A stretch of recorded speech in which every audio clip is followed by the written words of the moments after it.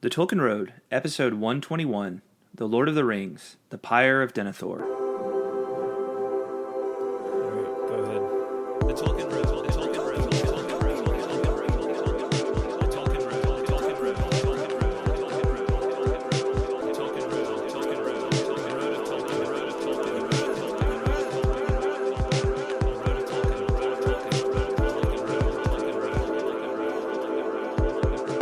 Tolkien Road, the Tolkien Road, the Tolkien Road, the Tolkien Road. Hey there, fellow travelers. Welcome to the Tolkien Road, a long walk through Middle-earth.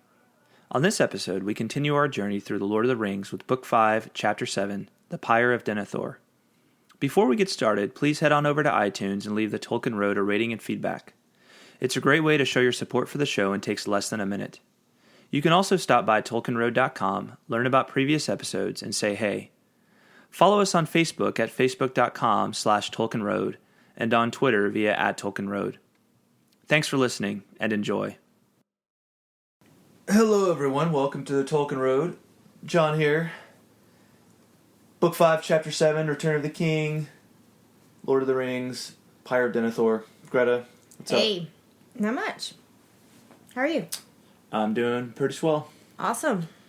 So let's thank our executive producers, Dr. William Hutton. Dr. Hutton. And the illustrious Justine Lloyd. Justine. You guys rock, as well as to all of our patrons. To learn more about being a patron of the Tolkien Road, head on over to patreon.com/TolkienRoad and TolkienRoad.com. Normally I don't like people patronizing me, but in this case I do like people patronizing me. This is a good kind of patronizing. Yeah, so please patronize us. Yes, please do. So, short chapter. Yeah. Very short chapter. Very short chapter. Maybe the shortest chapter in the book. I'm not sure. I didn't I go feel like back we've already to check. said that, though.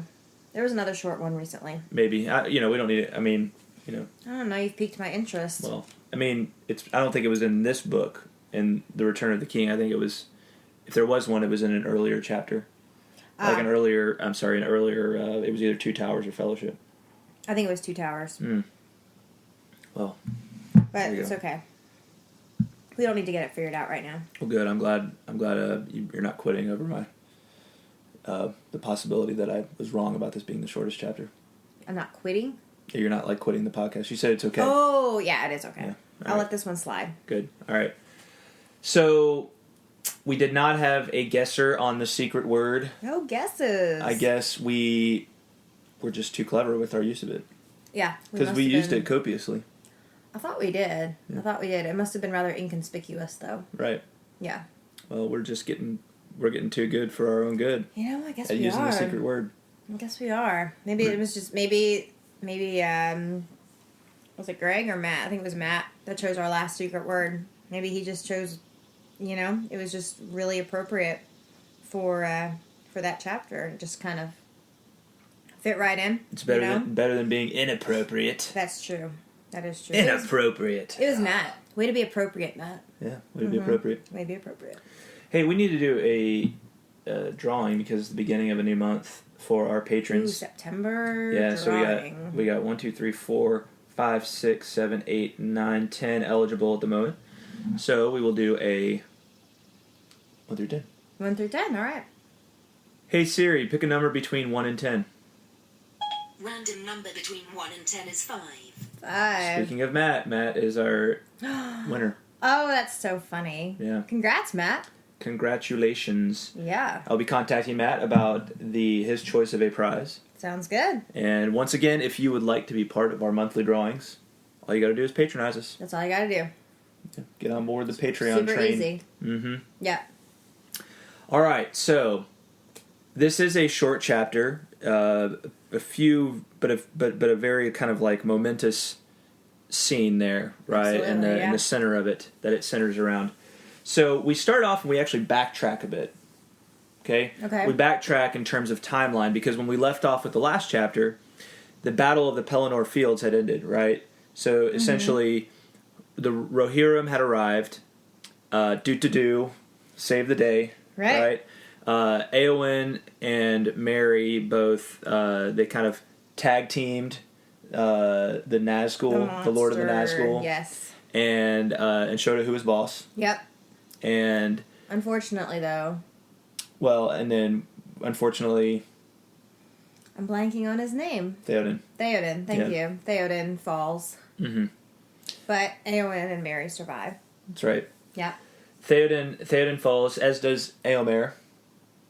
Éowyn, Merry, all alive. That's right. And yeah, Éomer survives. And yeah. Oh, I thought you said he fell. No, I'm sorry. He survives. Éomer, Éowyn, Merry all survive. And then Aragorn, along with the Legolas, Gimli, and the fleet of Corsairs that they thought were enemies at first arrive. Right. Yeah. And really take it to the bad guys. Mm-hmm. Yep. So things turn around. The Battle of Pelennor Fields, although very costly, is won by the good guys, by the forces of Gondor and of Rohan. Now we go back to where we left off a couple of chapters ago, which was right before the Rohirrim showed up. Okay, right before their charge. And we go back into the walls of Minas Tirith, where the Nazgul king has just landed and is getting ready to kind of have a showdown with Gandalf. Right. And then hears the horn blowing and flies off because he realizes, there's reinforcements have arrived, and I got to go out here and show him who's boss. Right. So Gandalf is thinking to himself, well, now I need to go follow along. So we'll set the stage here with a little bit of opening. So when the dark shadow at the gate withdrew, Gandalf still sat motionless. But Pippin rose to his feet as if a great weight had been lifted from him. And he stood listening to the horns, and it seemed to him that they would break his heart with joy. And never in after years could he hear a horn blown in the distance without tears starting in his eyes. But now suddenly his errand returned to his memory, and he ran forward. At that moment Gandalf stirred and spoke to Shadowfax, and was about to ride through the gate. And so Pippin, of course, has come, though, to deliver the really bad news that Denethor appears to be is in the process of burning himself and Faramir alive. Right. He thinks Faramir's dead, and he's going to burn himself alive because he's like, "What's the use? My line has ended, and I'm going to die here. So I'm not going to give them this. I'm not going to give these bad guys the satisfaction of being able to parade my body around." Right. Exactly. So Pippin, Gandalf is saying, he says, "The Black Rider is abroad, and he will yet bring ruin on us. I have no time." So he's not ready to hear out Pippin, but Pippin says, "But Faramir, he is not dead, and they will burn him alive if someone does not stop them." "Burn him alive," said Gandalf. "What is this tale? Be quick." "Denethor has gone to the tombs, and he has taken Faramir, and he says we are all to burn, and he will not wait, and they are to make a pyre and burn him on it, and Faramir as well. And he has sent men to fetch wood and oil, and I have told Beregond, but I'm afraid he won't dare to leave his post. He is on guard, and what can he do anyway?" So Pippin poured out his tale, reaching up and touching Gandalf's knee with trembling hands. "Can't you save him? Can't you save Faramir?" "Maybe I can," says Gandalf, "but if I do, then others will die, I fear. Well, I must come, since no other help can reach him. But evil and sorrow will come of this. Even in the heart of our stronghold, the enemy has power to strike us, for his will it is that is at work." Then, having made up his mind, he acted quickly, and catching up Pippin and setting him before him, he turned Shadowfax with a word. Up the climbing streets of Minas Tirith they clattered, while the noise of war rose behind them. He says, Rohan has come, the people of Gondor are realizing it. And then Gandalf looks at Prince Imrahil, and he says to him, "Whither now, Mithrandir? The Rohirrim are fighting on the fields of Gondor. We must gather all the strength that we can find." Gandalf says to him, "You will need every man and more. Make all haste. I will come when I can. But I have an errand to the Lord Denethor that will not wait. Take command in the Lord's absence." So Gandalf sends out Prince Imrahil and says, "You go help Prince Imrahil and of Dol Amroth." Right. And sends him out to go help the Rohirrim, send the reinforcements from Rohan. So, and Gandalf has an errand. He's going to go try and stop this madness, whatever's going on. Right. So that's where this chapter picks up. And we pretty much jump right into the madness now with Denethor and the scene with Denethor. So, and I just want to say real quick, I love that Pippin, little lowly hobbit Pippin, was able to sway the will of mighty wizard Gandalf. Well, and that's one of the themes here, right? Is in the Return of the King so far has been the helpless feeling that both Pippin and Merry have as these little hobbits, amongst these great warriors. Mm-hmm. They feel totally helpless, out of place. Right. Like, what am I even doing here? I'm a drag. Yeah. I'm not doing any good. I'm a drag. Yeah. And so now we have Merry has worked with Éowyn to slay the Nazgul. Right. Right, the Lord of the Nazgul. Mm-hmm. And Pippin is saving Faramir's life. Yep. Right? So they both have come through. So, great point to bring up. That it is Pippin. And so they've both more than fulfilled their roles here. They've escaped the label of drag, I think. Absolutely. I think they've definitely proved their worth. Indeed they have. So we head on up to the Citadel where Denethor was going to have himself put to death. Let me just ask real quick, pyre? A pyre? Is it like a bonfire kind of thing? Is that what it is? Yeah, pyre is basically a bonfire meant for burning a body. Okay. Right. Okay. Meant for human sacrifice or...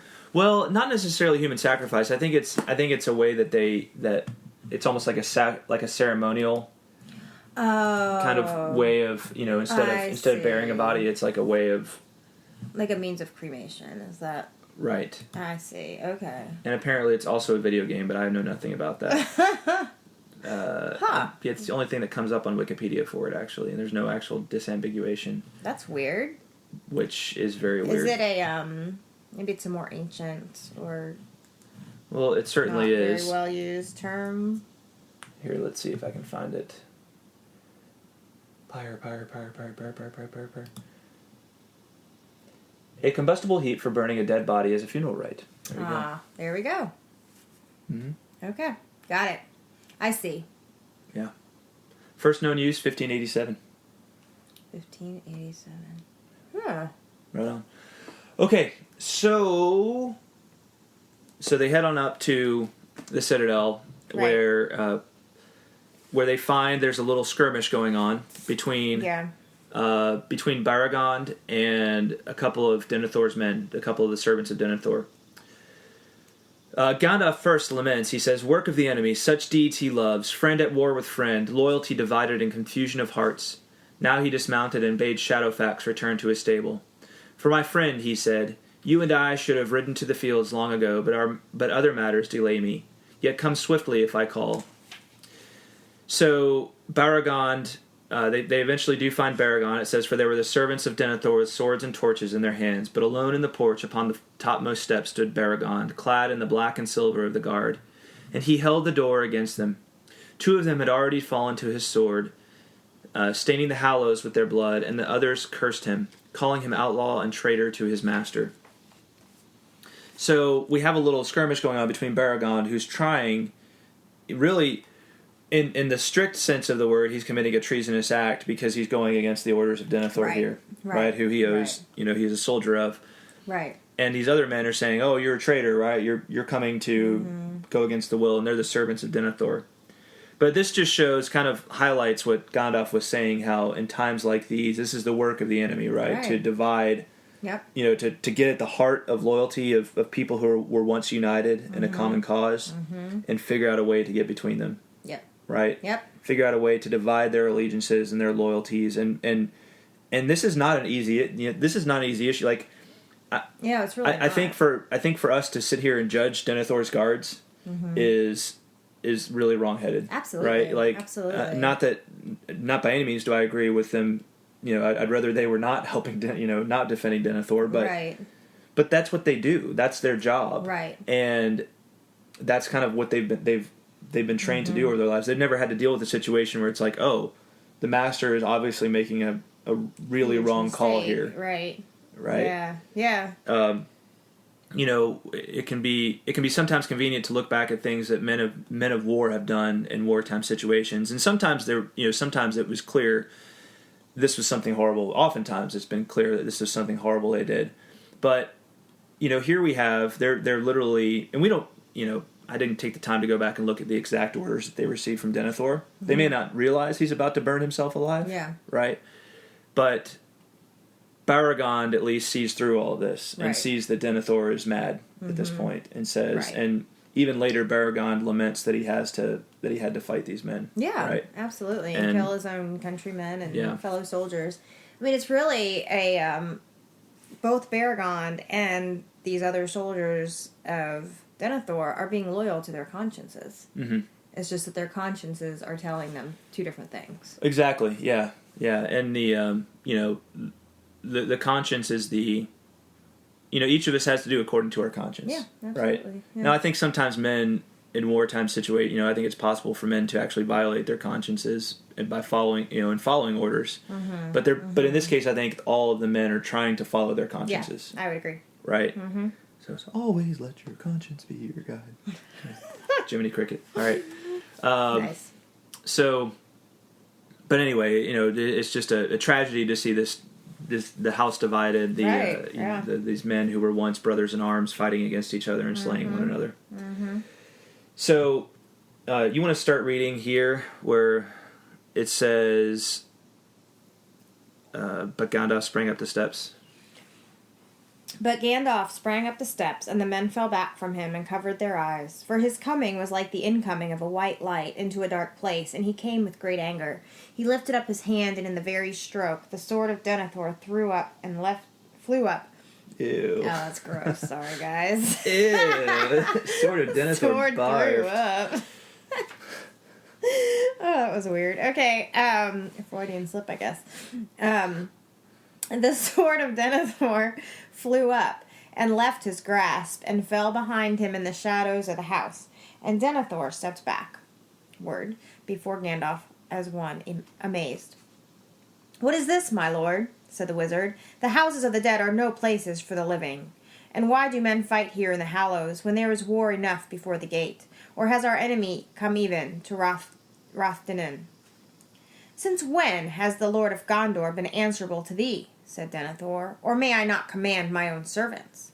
"You may," said Gandalf, "but others may contest your will when it is turned to madness and evil. Where is your son, Faramir?" "He lies within," said Denethor, "burning, already burning. They have set a fire in his flesh. But soon all shall be burned. The west has failed. It shall all go up in a great fire, and all shall be ended. Ash, ash and smoke, blown away on the wind." Then Gandalf, seeing the madness that was on him, feared that he had already done some evil deed, and he thrust forward with Beregond and Pippin behind him, while Denethor gave back until he stood beside the table within. But there they found Faramir, still dreaming in his fever, lying upon the table. Wood was piled under it and high all about it, and all was drenched with oil, even the garments of Faramir and the coverlets. But as yet no fire had been set to the fuel. Then as Gandalf revealed the strength that lay hid in him, even as the light of his power was hidden under his grey mantle, he leaped up onto the faggots, raised the sick man lightly. He sprang down again, and bore him towards the door. But as he did so, Faramir moaned and called on his father in his dream.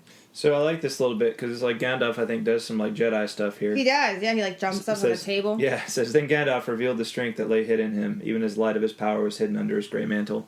He's like, okay, it's time for me to act like a Maiar. Right. And, Yeah. not be constrained by the laws of physics necessarily. Right. Exactly. Yeah, Faramir needs me to do some stuff here, so... I like that little scene, but...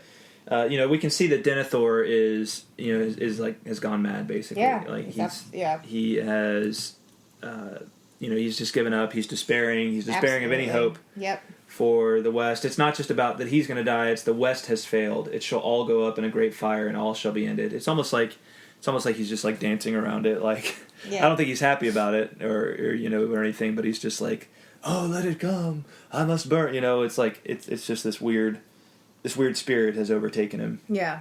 Yeah.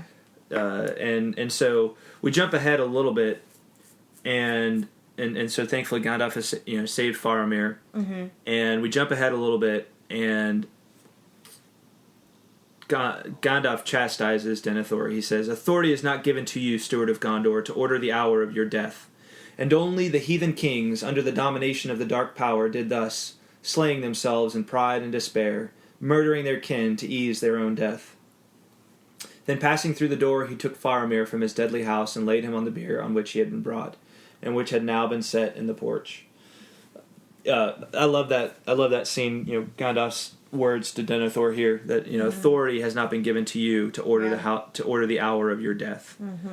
Right. We talked a little bit about this idea of the heathen kings a couple of chapters ago, I think, when we were talking some about Denethor and his increasing despair in the face of all of this, and this is this calls back to that. We think of like the Númenórean kings and we talked about like what does that word heathen mean in this context, because in a historical context, in our own world, the heathen king, a heathen would have been like the non-Christian peoples, right? Like the Gentiles or the, it's basically like, here's the faithful, here's the people that know the gospel, and then here's the people who don't, right? And it can sometimes sound like this awful word, but it's not necessarily. It could be a very neutral word, just like saying these are the heathen, like these are the heathens, these are the heathen nations, these are the ones that don't know the light of the gospel, these are the ones that do.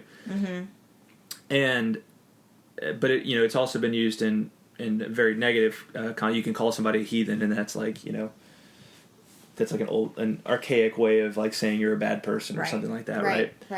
So, but this, and when Gandalf uses it here, he's talking specifically about the heathen kings. These are the kings that the kings of men, probably like the kings that became the Nazgul, the Ringwraiths, who did not know of Númenor and of Valinor, right?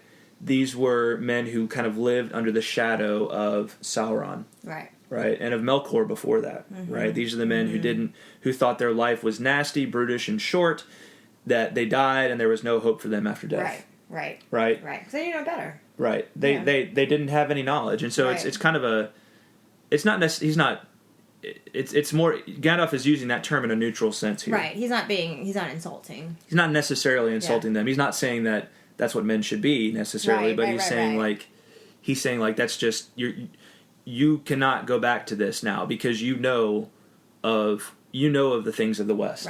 Right. You have hope. Like you know of the things that give you You've hope. been given hope, whether you have it, whether you're holding on to it or not. Exactly. Right? Yeah. You've been given a greater hope that you have to fight towards. Right.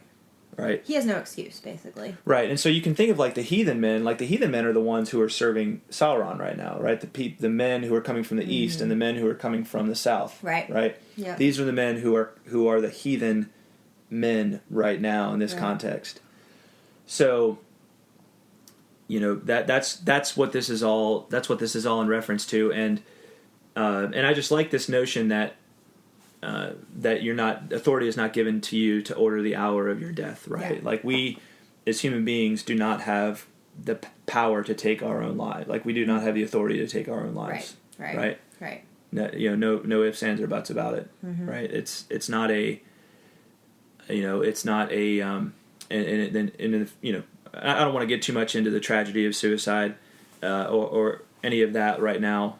I'm not attempting to sermonize, but it's just this would have been a very important thing to Tolkien. This is a very Catholic principle underlying his view of the world, that authority is not given to a human being to take his own life, his or her own life, right, because we're not the ones that give us our life, right? The life in the Catholic view, the life of a human being belongs to the hands of God. Right. It belongs in the hands of God. So, and again, we're not going to get into like, it's not about getting into a debate about all the different situations, like is it justified in wartime, is it justified in self-defense, all yada, yada, yada, yada. But this is a very Catholic thing for Gandalf to have said here. Yeah. So, just... Our lives are not our own. Right. Our lives are indeed not our own. Yeah. So, and we learned a little bit, just a couple of paragraphs later, that we start to see a little bit more of why Denethor has given in to despair here. What's been going on with him? Because when we first met Denethor, he was like this great. It was almost like he could go toe to toe with Gandalf. That was his stature, right? He was this like great mind, almost like just this great strategic mind, this great man. Yeah, Denethor. Okay. Right, when we first met him, he's just this great man, and then all of a sudden, over the course of a few chapters, he's devolved into this mess. Right. Yeah. And we find here. You want to read this? Then suddenly Denethor laughed. Then suddenly Denethor laughed. He stood up tall and proud again, and stepping swiftly back to the table, he lifted from it the pillow on which his head had lain. Then, coming to the doorway, he drew aside the covering, and lo, he had between his hands a palantir. And as he held it up, it seemed to those that looked on that the globe began to glow with an inner flame, so that the lean face of the Lord was lit as with a red fire, and it seemed cut out of hard stone, sharp with black shadows, noble, proud, and terrible. His eyes glittered. "Pride and despair," he cried. "Didst thou think that the eyes of the White Tower were blind? Nay, I have seen more than thou knowest, grey fool. For thy hope is but ignorance. Go then and labor in healing. Go forth and fight. Vanity. For a little space you may triumph on the field, for a day. But against the power that now arises there is no victory. To this city only the first finger of its hand has been yet stretched. All the east is moving, and even now the wind of thy hope cheats thee and wafts up Anduin a fleet of black sails. The west has failed. It is time for all to depart who would not be slaves." Yeah, and you can just... the irony here, right? Because what does he say? The last thing he says is, "All the east is moving, and even now the wind of thy hope cheats thee and wafts up Anduin a fleet with black sails." What's he referring to? The Corsairs of Umbar. Right. And who's on the Corsairs of Umbar? Yeah, that'd be Aragorn. Aragorn, which Denethor doesn't really like Aragorn. Right, anyway, I was going to say, not exactly. But these are guys who are here to help you. Right. These are not enemies. Right. All right. And so the irony here, of course, is that he thinks that this is a sign that they're about to get overrun, right? That even Rohan can't help them now. When in reality, this is a great sign. This is great news. This should embolden him. This should give him hope. Right. But because he's been using this Palantir, he's thought he could go toe-to-toe with Sauron in this Palantir, but Sauron understands psychological warfare. Yeah, he does. Absolutely. He understands how powerful psychological warfare is, and so he's given up. Like, Denethor has said, like, this is a sign, sign to give up. And, for me, this is where faith is really put to the test in moments like these, right? When we think, oh, the enemy is at the gates, right? In whatever form that might take. Obviously, for many of us, it's never going to take the form of like a literal like enemy trying to kill you at the gates. But it could be any number of things. And it's I can count so many times in my life, even on a daily basis, sometimes where I'm like, oh, I just need to give up on this, or whatever. This is a total failure and all this kind of stuff. And then all of a sudden, something you don't expect. Happens. A little twist in the story. That catastrophic moment. To me, that may be the greatest insight into the story of reality in a way that impacts each of our lives that Tolkien gives through the Lord of the Rings, right? Is the idea that even when things seem at their darkest and you can't see a way out, there's always hope. There's always the possibility that something from outside will change that. Something unexpected will change the dynamic, right? The problem is we get it fixed on our own expectations of what will and can happen, that sometimes we don't even plot. see, and we can't even see that catastrophic moment because we're so focused on the darkness, and just we're in our own minds. Like we can't see past, we can't see through, because we're just so consumed with what's going on right here, right now. And then I also think sometimes, with this Palantir, it's something that Denethor was definitely, he was in over his head, for sure. And he was using something that wasn't really meant to be used for this purpose. And, it just kind of makes me think of when you use things that you're not maybe qualified to be using, right? Or even, it just kind of made me think of the internet, right? How many, hypochondriacs has Google created? Yeah. Just when you go... Well, it's I was going to say social media. Okay, right? Social media, that too. I mean, you don't go on Facebook, right, at all. No, I don't. Because you did it for a long time, but it makes you crazy. Yeah. And I was thinking, that's... Palantir is kind of like social media it's too much. Middle-earth, It's right? information that you just don't need. Yeah, well, the irony of it is that what was it created for? These were 7 seeing stones given to, I believe originally to Numenor, but maybe not to Numenor, but these were gifts given to the Numenorian men coming to Middle-earth so that they could communicate. Right. They could communicate between each other, right? Exactly. It was this was a good thing for them to have, it was. right? They could communicate strategically. They could seek aid more quickly that way when they needed it, right? But what have they become? They've been twisted by the enemy. Yeah, they've been To be exactly. a means of psychological warfare, right? Of getting, spiritual warfare, really, Yeah. like getting to the heart, of people, right? And I just think of that, one of our listeners, Caitlin, a couple of weeks ago, she does really good stuff on social media. You should follow her on Twitter, and Facebook with her Tea with Tolkien stuff. But she was posting. She just said this random thing on Twitter, which I was like, that's how I feel about Twitter. Like, it's like she just writes like, she actually didn't write it. She showed this meme of Theoden, and it was like, it was just a meme saying like, how can men survive such hate? She's like, sometimes when I'm on Twitter, I just think to myself, ... how can men survive such as like Theoden saying, how can men survive such hate? Yeah. You know?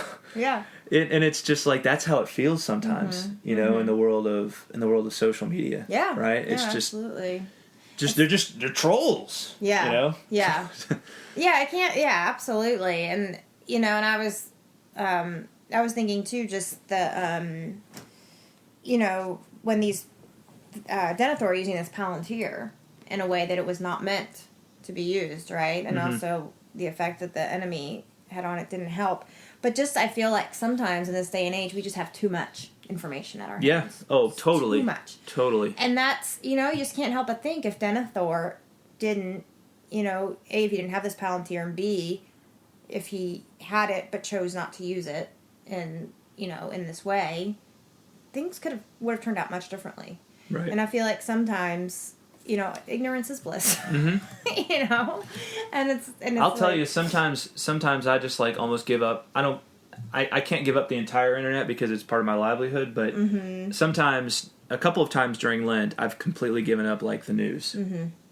Right? Yeah. Which, and what's amazing is when I do that, I like my level of inner peace, just like on a regular basis, like multiplies by threefold. There's something to be said for living in a bubble.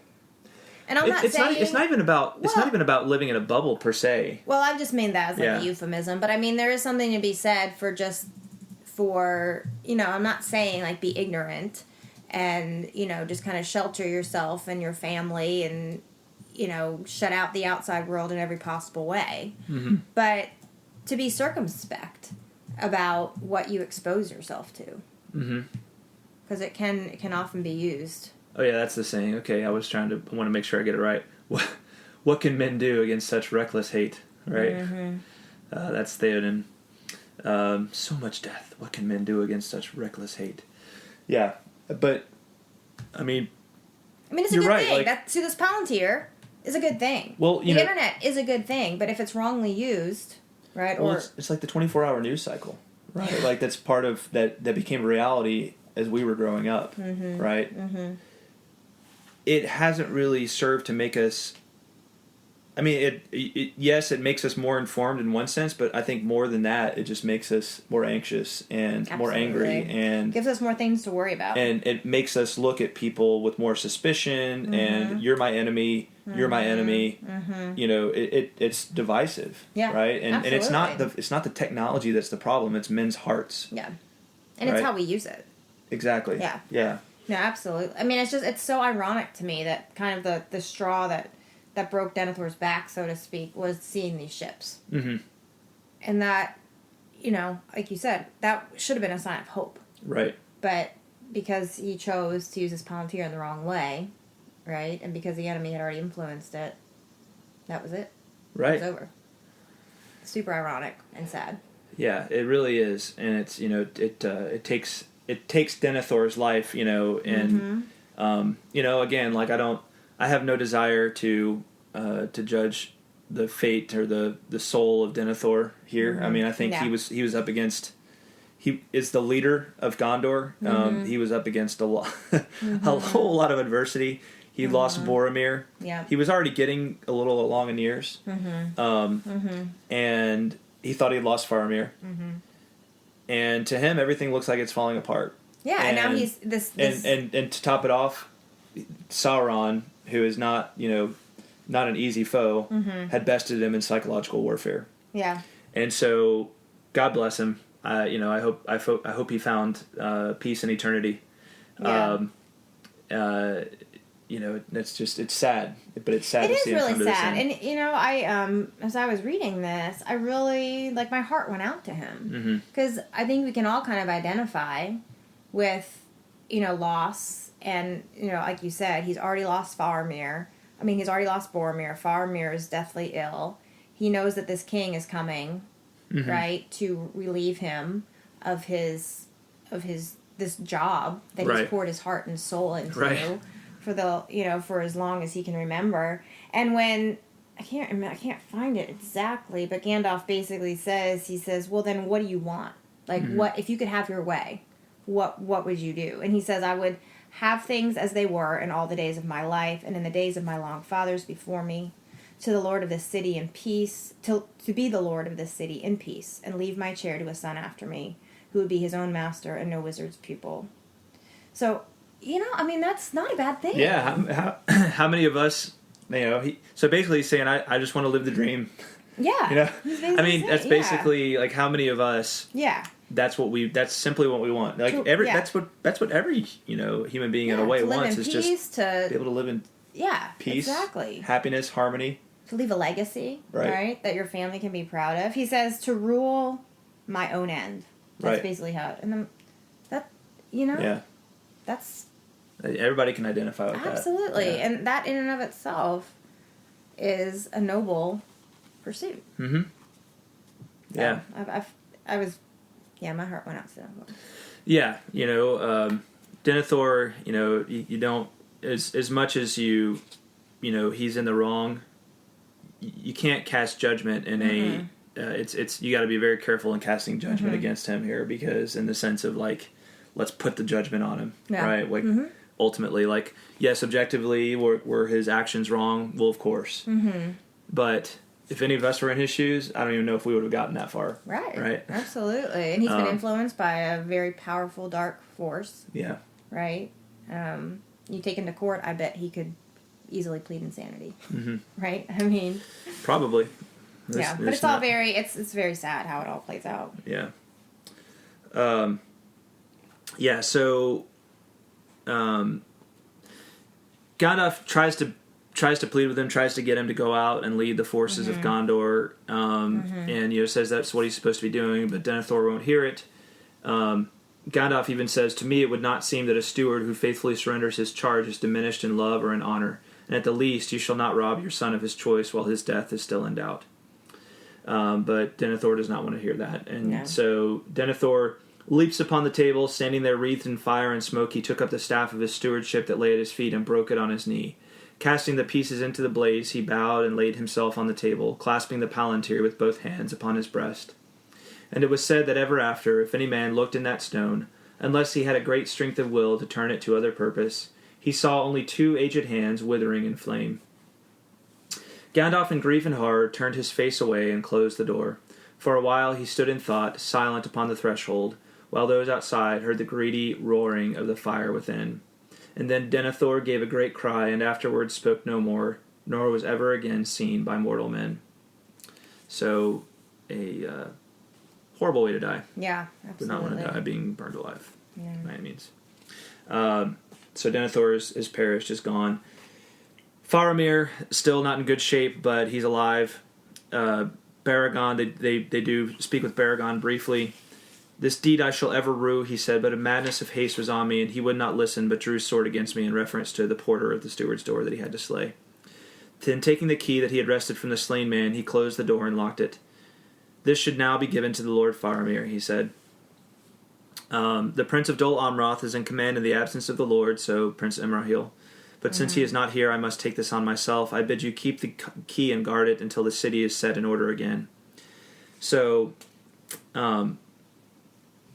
Gandalf now rides out to kind of see what's going on, and just as they're kind of heading towards the field of battle. But even as Gandalf and his companions came carrying the bier to the main door of the houses, they heard a great cry that went up from the field before the gate, and rising shrill and piercing into the sky passed, and died away on the wind. So terrible was the cry that for a moment all stood still, and yet when it had passed, suddenly their hearts were lifted up in such a hope as they had not known since the darkness came out of the east. And it seemed to them that the light grew clear and the sun broke through the clouds. So this, I think, is the death of the Lord of the Nazgul, right? By the hands of Mary and Eowyn right, that they're yep. hearing. Mm-hmm. So Gandalf has some words to say to everyone here. He says, "My friends and all you people of this city and of the western lands, things of great sorrow and renown have come to pass. Shall we weep or be glad? Beyond hope, the captain of our foes has been destroyed, and you have heard the echo of his last despair. But he has not gone without woe and bitter loss, and that I might have averted but for the madness of Denethor. So long has the reach of our city of our enemy become. Alas, but now I perceive how his will was able to enter into the very heart of the city." So yeah, Gandalf, kind of giving a rallying speech to the people here, and then the chapter ends. "Now I must go down to meet those who come. I have seen a sight upon the field that is very grievous to my heart, and greater sorrow may yet come to pass. Come with me, Pippin, but you, Beregond, should return to the citadel and tell the chief of the guard there what has befallen. It will be his duty, I fear, to withdraw you from the guard, but say to him that, if I may give him counsel, you should be sent to the houses of healing, to be the guard and servant of your captain, and to be at his side when he awakes, if that shall ever be again. For by you he was saved from the fire. Go now, I shall return soon." So just another word about Beregond. He really, his actions here, he really took a big risk, because even if he survives going against Denethor, he's going to be he's going to have charges of treason against him for disobeying orders, right? Yeah. And that doesn't, hopefully he'll be able to have those charges assessed in a court, right? So that, in a court's martial to say, did he act justly, right? Did he, even though he disobeyed orders, did he act fittingly? Right. And so it sounds like he's going to be relieved of duty. So Beregond really did. He took a big risk, because even if he survives going against these men, he's going to get, there's going to be charges against him. Yeah. Right? Yeah. For doing so. Absolutely. So. But, I mean, really, if he hadn't done what he did, I think probably Faramir would have been a goner as well. Right. I think he bought Gandalf and Pippin enough time to get there. And he can probably look at that and say, I can live with that in good conscience, Absolutely. Yeah. Absolutely. Yeah. So, good on Being true him. to your conscience, that's, it'll take you far. Thank you, Jiminy Cricket. You're welcome. Any other thoughts on this chapter? No, it was good. Good discussion. Yeah, good. Short but powerful. Short but powerful chapter. So now, what time is it? Oh yeah, it's haiku time.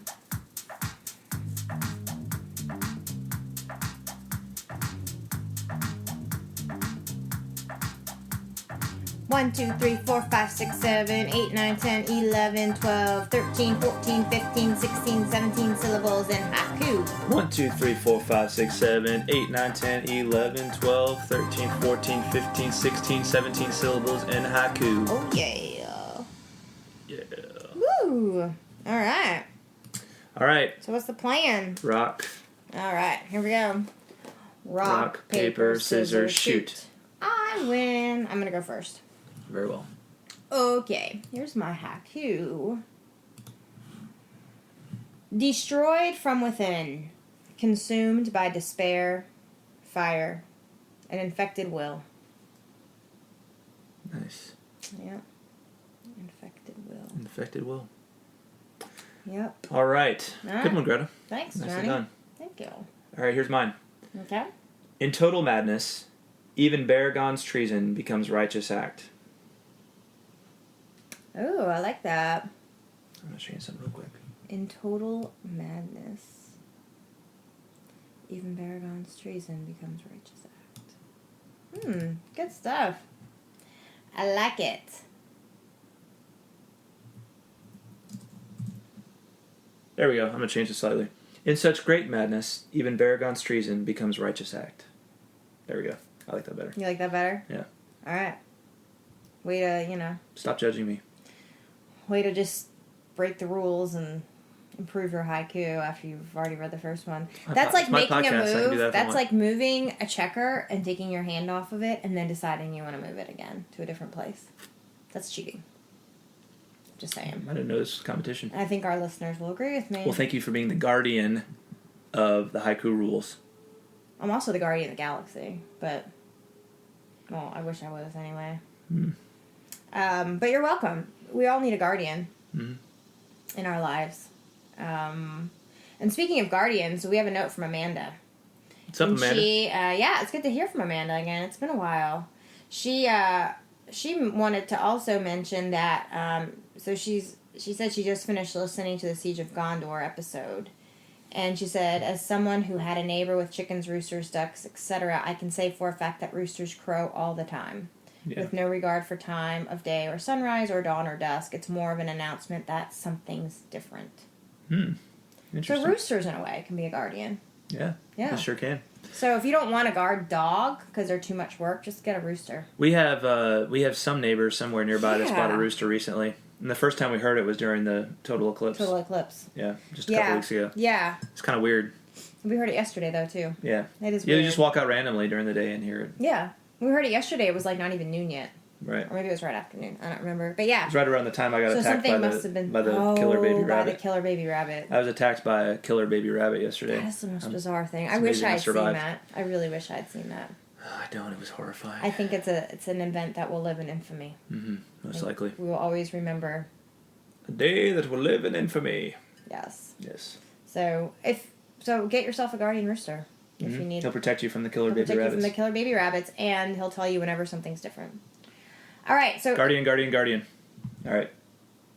oh, I thought Amanda had a haiku in here, but did she? Maybe it was part of her note. Maybe her entire note is like successive haikus. Oh, you know what? Here it is. She did send one, but she sent it like 2 weeks ago, so she caught up a little too far. Oh, I see. All right, so Amanda, she says, a very interesting chapter indeed. I look forward to your take on it. She says, thanks for always bringing joy to my day. What a nice compliment. Thank you, Amanda. Thank you for thanking us. Yes, thank you. So here's Amanda's haiku. Despair masked by grief. Heathen pyre aflame. Horror. Denethor's madness. I liked that. Nicely done. That's really good. That's Good job, crazy Amanda. good. I'm glad I read mine first. Mm-hmm. Yeah. Good stuff. All right. So, great hearing from Amanda. We also have a couple haiku from Gregory Simonson. He says, hello, Treebeard and Windlim. I wonder which is which. I guess you're Treebeard? I would assume I'm Treebeard I'm since I Windlim. have a beard and you Wait, is don't. Windlim a real thing, or did he make that up? I don't know. What is Windlim. Windlim? I like that. Windlim. Yeah, I do too. That's Maybe my I'll new just- nickname. From henceforth, always call me Windlim. Windlim? Windlim. Yes. We've heard it here first. Yes. This kind of sounds like Gwendolyn. It kind of does. I really like that. Windlim. So, why don't you read Greg's first haiku? I would be honored. Least Citadel Guard brings aid and help to the new Steward of Gondor. I guess he's speaking of Pippin? Or is he speaking of Beregond? Yeah, that's interesting, because I initially thought Beregond, but it's probably more appropriate to Pippin because he's the least, right? Beregond, wouldn't be the least of the Citadel Guard. Right. But, That's nice that it is open to interpretation. it's, but I like how that's a good point, the point that Greg makes in that haiku. You can look at both Beregond and Pippin, you can look at their actions as treasonous and a light towards Denethor, or you can look at them as an allegiance to the future steward. Right, of the future Gondor. steward of Gondor, Right. a.k.a. Right, the Aragorn, rightful heir. Right? Yeah. So that's another way of looking. Not Aragorn, but Faramir. Right, is allegiance to Faramir.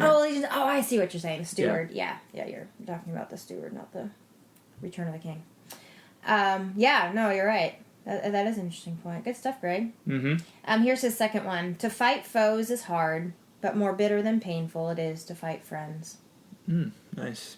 Yeah, that is true. Bitter and painful. You're absolutely right. Yes, that is a redoing of Dumbledore's standing up to Friends speech from the first Harry Potter book.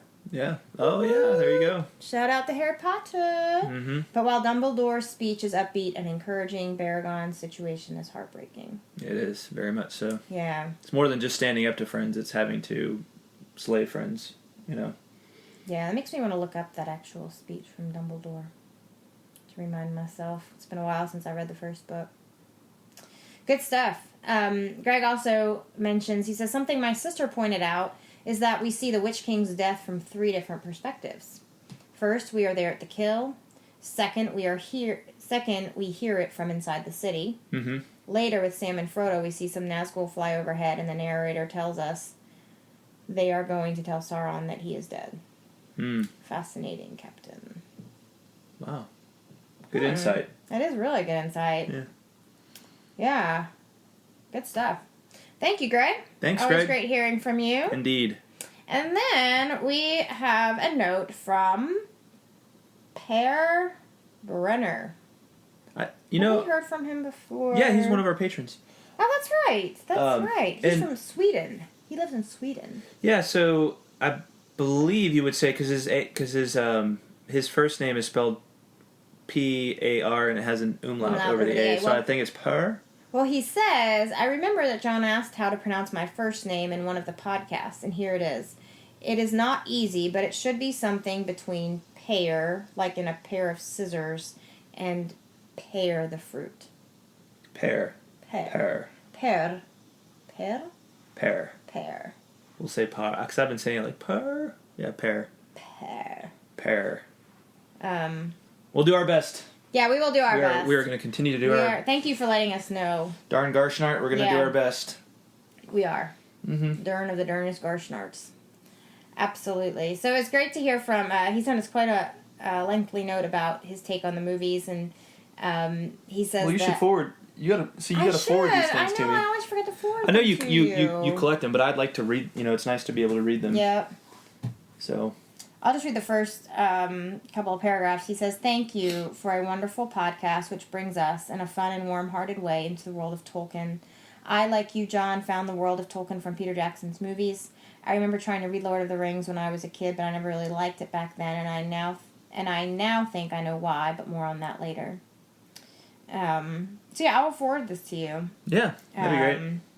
You said he lives in Switzerland? Sweden. Cool. Yeah, he says, now I am reading The Hobbit to both of his children before they go to bed, and his oldest has started on the Fellowship. Awesome. He says, very proud dad. Yeah. He says he found our podcast on iTunes, and it really helped him get through the Silmarillion, and even and he loves it even more than Lord of the Rings. Oh wow. So awesome. Yeah. Well, when you get into when you finally kind of crack the nut of the Silmarillion and you get into it, you realize just how incredible and It's epic so rich. it is. Yeah. I think it certainly deeply enriches your reading of the Lord of the Rings. Oh, absolutely. Absolutely. You just understand so much more about the world that Lord of the Rings takes place in. So, but they really feed off of each other. But yeah, that's interesting. That's really cool that we helped him, and now he enjoys even more Lord of the Rings. His favorite Tolkien work. Yeah, that is very cool. Very, very cool. So thank you for the note, Pear. It's great to hear from you. Indeed. Yeah. And so that's the notes we got? That's a wrap. Right on. That's all our correspondence this time around. All right. Well, thank you, everybody. Yes, thanks, guys. We love hearing from y'all. Thanks for listening, especially thanks to our patrons, executive producers, Dr. William Hutton and the illustrious Justine Lloyd, as well as Shannon Stockbridge, Josh Sosa, Brian Orr, Margaret Lyon, Emilio Perea, Zeke Farmer, Caleb Santana, James Applegate, Caitlin Fascista, Matt Scarrance, Al Taylor, Per Brenner, James Lindberg, Chris Loftus, Lawrence McGowan, and Richard Wall. Y'all rock. Man, that's can be a long list. I know. That's so awesome. Very cool. It's We just appreciate you guys so much and your support, your financial support. We appreciate all of our listeners and the notes you write us and the kind things you say. It's such an honor to be able to do this show for so many of you, and we love it. We it's do. Labor of love. It is. We appreciate all of y'all. Yeah, it's great knowing that y'all are out there and appreciating it. That's right. That's right. Yeah. Thank you for listening, guys. Indeed. All right. Well, good show, Greta. Good show, John. All right. All right. Thanks for listening, Next y'all. time, next chapter, which is the Houses of Healing, Book 5, Chapter 8, Yeah. and try to get your haiku in by kind of Wednesday. The 6th. Wednesday evening. That's right. Yeah. Thanks for listening, everybody. Yep, I'm going to say it one more time. This will be my 3rd time thanking them for listening. So 3rd time's a charm. Thank y'all for listening. Bye, y'all. Bye, guys.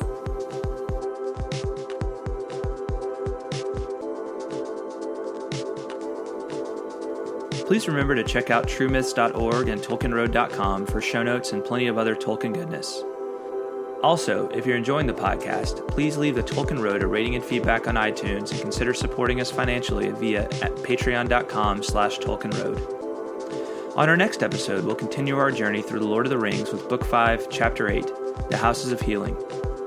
Please send haiku or other correspondence to tolkienroadpodcast@gmail.com. Thanks for listening, and until next time, the road goes ever on.